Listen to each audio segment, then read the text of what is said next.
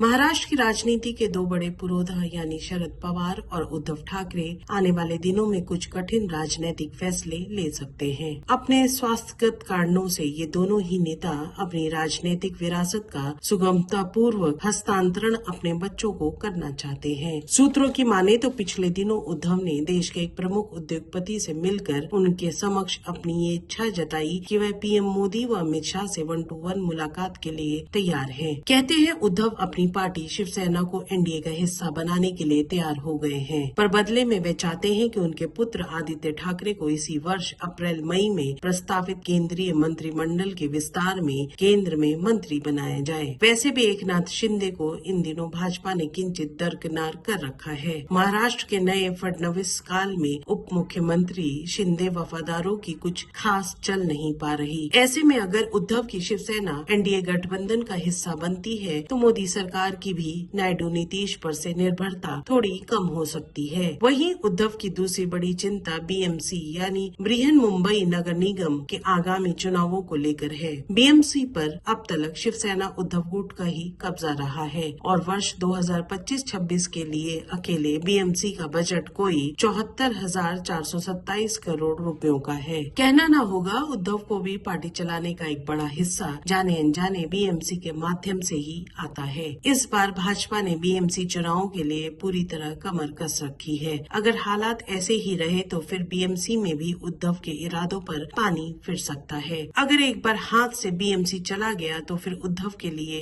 Party चलाना आसान नहीं रह जाएगा। शायद यही वजह है कि वे अब भाजपा से हाथ मिलाने को भी तैयार हो गए हैं। रही बात दिग्गज मराठा नेता शरद पवार की, तो उनका भी भाजपा की ओर ताजा झुकाव दिखने लगा है। जब से उन्होंने एक बड़े समारोह में महाराष्ट्र के डिप्टी सीएम एकनाथ शिंदे को सम्मानित किया है, कहा जाता है तब से भाजपा नेतृत्व भी उनके निरंतर संपर्क में है। कहते हैं भाजपा शीर्ष की कोशिश है कि शरद व अजित पवार की पार्टी फिर से एक हो जाए और शरद पवार की पुत्री सुप्रिया सुले को मोदी सरकार में मंत्री बना दिया जाए। वैसे भी अपने स्वास्थ्य को लेकर उद्धव व शरद पवार दोनों की चिंता एक समान है। दोनों ही चाहते हैं कि उनके बच्चों का भविष्य जल्द से जल्द सुरक्षित हो जाए। तेरी चाह में ही इस कदर रुसवा हुआ हूँ मैं, था कभी बेशकीमती पर अब बिका हुआ हूँ मैं। हमारे वीडियोस को देखने के बाद लाइक और सब्सक्राइब करना बिल्कुल ना भूलें।